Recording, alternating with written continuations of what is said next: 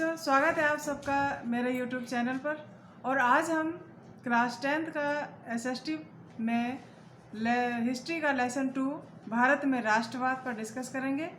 इस लेसन का वीडियो मैंने जिसका पार्ट 1 बनाया था वो अपने चैनल पर अपलोड कर दिया है, तो सभी उस वीडियो को उसको भी और इस वीडियो को इसको बना रही हूँ, लाइक करें, शेयर करें और कमेंट्स करें और मेरे चैनल को सब्सक्राइब ज़रूर करें, जिससे कि जो भी वीडियो आपके लिए आगे रखे जाएं आपके पास तुरंत नोटिफिकेशन आ जाए। ठीक है, तो आज हम भारत में राष्ट्रवाद जो कि हिस्ट्री का लेसन 2 है उस पर डिस्कस करेंगे और उसी चैप्टर से रिलेटेड हम very short very important question भी आपके सामने रखेंगे। बच्चों, इस समय लॉकडाउन चल रहा है तो प्रॉब्लम तो आपके सबके सामने बहुत सारी हैं। मेरे पास कुछ बच्चों के फ़ोन भी आए हुए हैं कि बहुत सारी प्रॉब्लम है इस समय, लेकिन कोई बात नहीं, ये प्रॉब्लम को फेस करके ही हमारे बहुत सारे लोग आगे बढ़ चुके हैं लाइफ में। आवश्यकता है कि हम इन आपदाओं को भी अवसर में बदल करके अपने अंदर इम्प्रूवमेंट लेके आएँ, जिससे कि हम अपने लाइफ में आगे प्रोग्रेस कर सकें। ठीक है, तो नर्वस नहीं होना है, अपने आप को होपलेस नहीं रखना है और इन जो मुसीबतें हमारे सामने जो परेशानी आई हैं उनसे निकल करके जीवन में आगे बढ़े। तो आइए चलते हैं, स्टार्ट करते हैं अपने इस लेसन भारत में राष्ट्रवाद का। ये जो वीडियो सेकंड है इस पर डिस्कस करते हैं। भारत में राष्ट्रवाद के विकास के 2 कारण हैं। पहला संयुक्त संघर्ष और दूसरा है सांस्कृतिक प्रक्रियाएं। तो पहला जो संघर्ष है उसके बारे में चर्चा करते हैं। संयुक्त संघर्ष 19वीं व 20वीं सदी के बीच जितने भी आंदोलन की शुरुआत की गई सब में सभी समुदाय ने मिलकर भाग लिया। इसी एकता के कारण संयुक्त संघर्ष की बात संपूर्ण भारत में फैल गई, अर्थात सभी समुदाय जितने भी भारत में समुदाय के लोग थे सभी ने मिलकर इस संघर्ष में भाग लिया और राष्ट्रवाद की भावना को बढ़ावा दिया। दूसरा पॉइंट है सांस्कृतिक प्रक्रिया। सांस्कृतिक प्रक्रिया के अंतर्गत 20वीं सदी से भारत में रूपक, गीत, प्रतीक चिन्ह आदि का निर्माण किया गया। यह सभी संस्कृति से जुड़ी थी। कहने का तात्पर्य यह है बच्चों कि भारत में जो भी रूपक लिखे गए, जो भी गीतों की रचना की गई या फिर जो प्रतीक चिन्हों का निर्माण किया गया, उन सब का संबंध भारत की एकता से संबंध था और भारत के प्रति देश प्रेम की भावना से ओतप्रोत था। जैसे बंकिम चंद्र चटर्जी चट्टोपाध्याय ने भारत माता की तस्वीर रूपक का निर्माण किया, जो दर्शाती है कि भारत हमारी मातृभूमि है, इसकी स्वतंत्रता व सुरक्षा हमारा धर्म है। उन्होंने मातृभूमि की स्तुति के रूप में वंदे मातरम गीत लिखा। अब बच्चों ये क्वेश्चन भी आ सकता है कि वंदे मातरम गीत की रचना किसने की? ये आता है, बहुत बार आ चुका है, बोर्ड एग्ज़ाम में भी आया है, तो आप इसको ध्यान से देख लें कि वंदे मातरम गीत की रचना किसने की है। तो आंसर होगा बंकिम चंद्र चट्टोपाध्याय ने। इस गीत को विभिन्न आंदोलनों में गाया गया। इस पर एक कविता भी लिखी गई जिसे बाद में गीत में बदलकर राष्ट्रीय गीत घोषित किया गया। पूछा जाता है राष्ट्रीय गीत की रचना किसने की, यह राष्ट्रीय गीत कौन सा है? तो हमारा राष्ट्रीय गीत कौन सा है?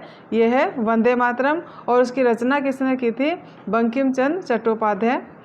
उसके बाद भारतीय तिरंगा, हमारी राष्ट्रीय एकता, राष्ट्रवाद की भावना को ले करके जो एक अंतिम और जिसको कहते हैं फाइनल जो रिजल्ट हमारे सामने आया वह भारतीय तिरंगा के रूप में आया।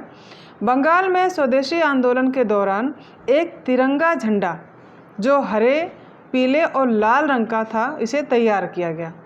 इसमें ब्रिटिश शासन के अंतर्गत भारत के 8 प्रांतों का प्रतिनिधित्व, ब्रिटिश अधीन भारत के जो 8 प्रांत थे उनका प्रतिनिधित्व करने वाले कमल के 8 फूल तथा हिंदू मुस्लिमों का प्रतिनिधित्व करता एक अर्धचंद्र दर्शाया गया था। गांधी जी ने भी स्वराज का झंडा तैयार कर लिया गया था और यह तिरंगा था सफ़ेद, हरा व लाल रंग का।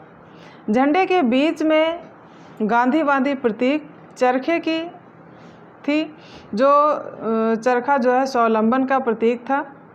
जुलूस में यह झंडा थामे शासन के प्रति अवज्ञा का संकेत था।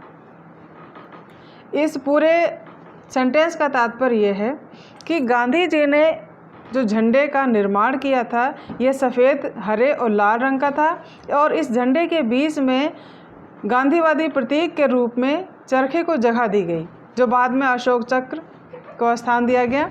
और यह चरखा स्वावलंबन या हमारे सेल्फ डिपेंड का प्रतीक था कि हम आत्मनिर्भर हो रहे हैं। जुलूस में यह झंडा आगे लेकर चलना इस बात का संकेत था कि हम अवज्ञा करते हैं किसका? ब्रिटिश शासन का। ये तो था बच्चों पूरा लेसन आपका, जिसका पहले वीडियो से लेकर के और अभी तक मैंने पूरा आपको डिस्कशन के रूप में आपके सामने रखा। और अब इस लेसन से रिलेटेड जो बहुत ही वेरी इंपॉर्टेंट क्वेश्चन है, जो बोर्ड एग्ज़ाम में या आगे कंपटीशन के एग्ज़ाम में बहुत ही बार रिपीट हुए हैं, तो आप इन सभी क्वेश्चन को ध्यान से देखिए और इसका नोट्स बना करके रख लीजिए, क्योंकि अभी तक मैंने जितने भी लेसन आपको करा रखे हैं और इसको भी प्लस करके मैं आपको अभी डेट नहीं बता रही हूँ, लेकिन आपका एक लाइव क्लास लूँगी और लाइव टेस्ट लूँगी, उसकी डेट अभी आपको आगे फाइनल करूँगी। तो आइए पहले देखते हैं वेरी इंपॉर्टेंट क्वेश्चन। पहला है, साइमन कमीशन की नियुक्ति कब हुई? आंसर है 8 नवंबर 1927। आंसर क्या है? 8 नवंबर 1927। बारदोली सत्याग्रह कब हुआ? इसका आंसर है 1928 में। बंगाल का विभाजन कब हुआ? किस गवर्नर जनरल के समय में हुआ? 1905 में हुआ। गवर्नर जनरल थे लॉर्ड कर्जन। फिर है, मुस्लिम लीग की स्थापना कब हुई? इसका आंसर है 1906 में मुस्लिम लीग की स्थापना हुई। गरम दल के नेता कौन कौन थे? गरम दल के नेता थे लाला लाजपत राय, बाल गंगाधर तिलक और विपिन चंद्र पाल। इनको शॉर्ट में लाल बाल पाल भी कहते हैं। लाल मीन्स लाला लाजपत राय और बाल से तात्पर्य है बाल गंगाधर तिलक और पाल क्या है? विपिन चंद्र पाल। उसके बाद अगला क्वेश्चन है, भारतीय राष्ट्रीय कांग्रेस के संस्थापक सदस्यों में कौन कौन शामिल थे? जो भारतीय राष्ट्रीय कांग्रेस की स्थापना हुई थी उसमें कौन कौन शामिल थे?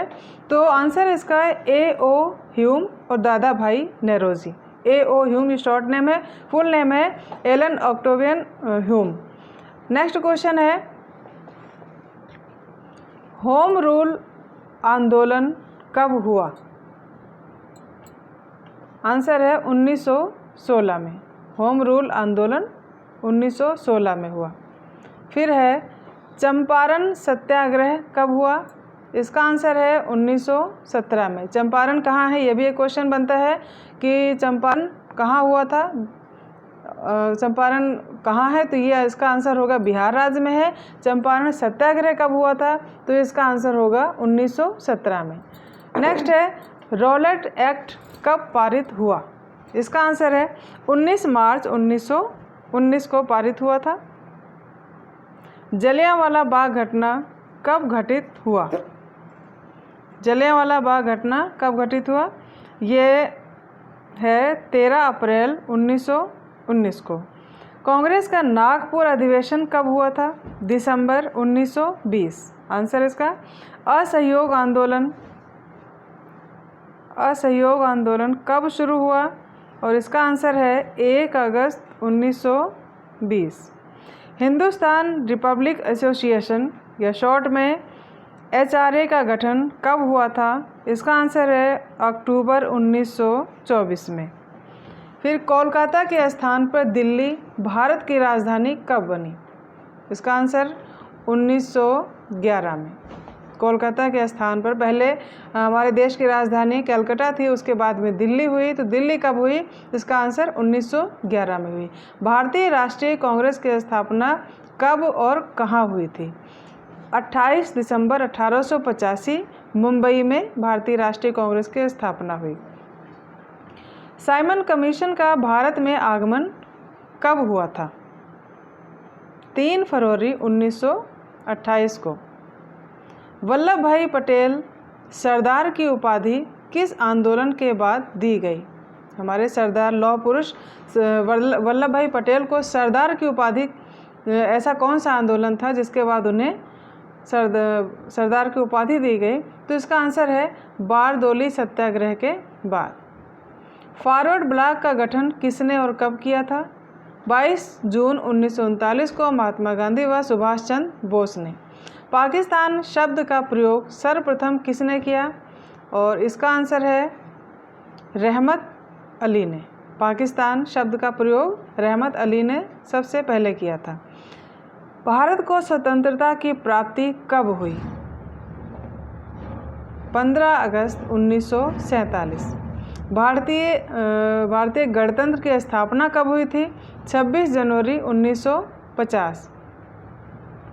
कांग्रेस की प्रथम महिला अध्यक्ष कौन थी? Annie Besant. ये बहुत इंपॉर्टेंट क्वेश्चन है जो मैंने आपके लिए छांट के रखे हुए, सिलेक्ट करके रखे हैं ताकि आपको आसानी से याद हो सके, कहीं ढूंढने की ज़रूरत नहीं पड़ेगी इतने।